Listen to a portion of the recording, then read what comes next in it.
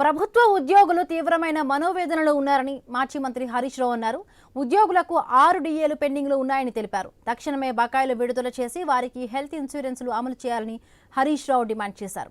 ప్రభుత్వ ఉద్యోగుల సమస్యలపై తెలంగాణ అసెంబ్లీలో ఆయన మాట్లాడారు. కొంతమంది ఉద్యోగులు వైద్యం కూడా చేయించుకోలేని పరిస్థితిలో ఉన్నారని తెలిపారు. వాళ్ళు ప్రభుత్వానికి రథచక్రాలు లాంటి వాళ్ళు. ఈరోజు వాళ్ళందరూ కూడా తీవ్రమైనటువంటి మనోవేదనతో ఆవేదనలో ఉన్నటువంటి పరిస్థితి ఉంది.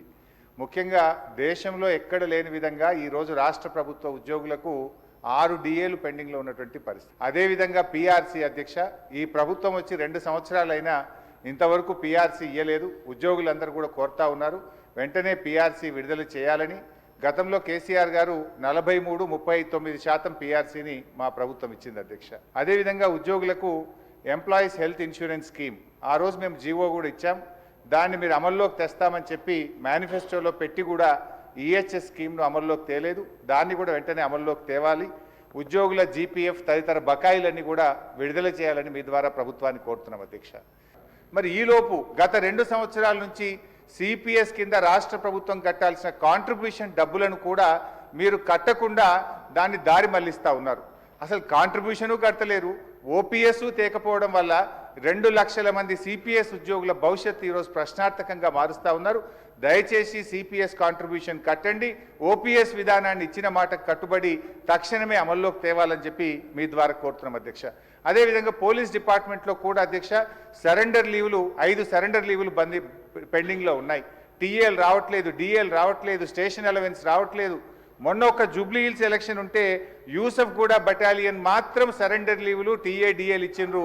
రాష్ట్రంలో 1,00,000 మంది పోలీసులకు సరెండర్ లీవులు టీఏలు డిఏలు రాక ఇబ్బందులు పడతా ఉన్నారు. దయచేసి పోలీసులను కూడా ఆదుకోవాలని. గతంలో నేను ఫైనాన్స్ మినిస్టర్గా ఉన్నప్పుడు ఎప్పటికప్పుడు సరెండర్ లీవులు టీఏ డిఏలు ఇచ్చాం. ఈ ప్రభుత్వం వచ్చిన 2 సంవత్సరాల నుంచి పెండింగ్లో ఉన్నాయి కనుక వాటిని విడుదల చేయండి. ఇలా పోలీసులు కూడా తీవ్రమైనటువంటి ఆవేదనలో ఉన్నారు. పోలీసులకు ఉండే ఆరోగ్య భద్రత స్కీమ్ కూడా బంద్ చేసిండ్రు. మీరు 1,00,000 రూపాయలకే పరిమితం చేసిండ్రు. పోలీస్ కానిస్టేబుల్ చాలా ఇబ్బంది పడతా ఉన్నారు.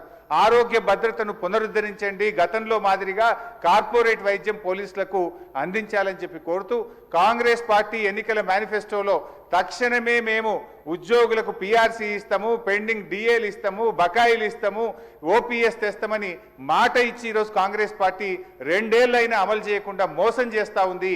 జరిగిన అన్యాయం ఇప్పటికే చాలా జరిగింది. తక్షణమే ఇప్పటికైనా ఉద్యోగులకు, రిటైర్డ్ ఉద్యోగులకు, పోలీసులకు ఇచ్చిన హామీకి కట్టుబడి మేలు చేయండి అని చెప్పి మీ ద్వారా ఆర్థిక మంత్రి డిప్యూటీ సీఎం హరీష్ రావు మాటలు చూస్తుంటే దెయ్యాలు వేదాలు వలించినట్లు ఉందని మంత్రి శ్రీధర్ బాబు అన్నారు. ఉద్యోగస్తుల సంక్షేమం గురించి ఆయన మాట్లాడడం విడ్డూరంగా ఉందని అన్నారు. ఒక సిస్టమ్ను ఏర్పాటు చేసి ఉద్యోగులకు ఎలాంటి ఇబ్బందులు లేకుండా చూస్తామని శ్రీధర్ బాబు స్పష్టం చేశారు. హరీష్ రావు గారు వారి పార్టీకి సంబంధించి ఉద్యోగస్తుల గురించి, వారి సంక్షేమం గురించి మాట్లాడుతున్నారంటే ఏ విధంగా ఉందంటే దయ్యాలు వేదాలు వలికినట్టు ఉంది అధ్యక్ష. ఉద్యోగస్తులకి ప్రతి నెల వారి జీతభత్యాలకు సంబంధించి 20 తారీఖు వరకు జీతాలు ఇయ్యలేని పరిస్థితుల్లో వారి ప్రభుత్వం నడిపారు. ఇప్పుడు వారి ఉద్యోగస్తుల గురించి మాట్లాడుతూ ఉన్నారు అధ్యక్ష. ఉద్యోగస్తులకు సంబంధించిన సంక్షేమం, వారికి రావాల్సిన జీపీఎఫ్ కానీ, రిటైర్ అయిన పబ్లిక్ సర్వెంట్స్ సంబంధించిన అంశం విషయంలో ఒక సిస్టమ్ని ఏర్పాటు చేసుకొని వారికి ఏ విధమైన ఇబ్బంది రాకుండా అన్ని విధమైన చర్యలు తీసుకుంటామని గౌరవ సభ్యులకు తెలియజేస్తా ఉన్నారు.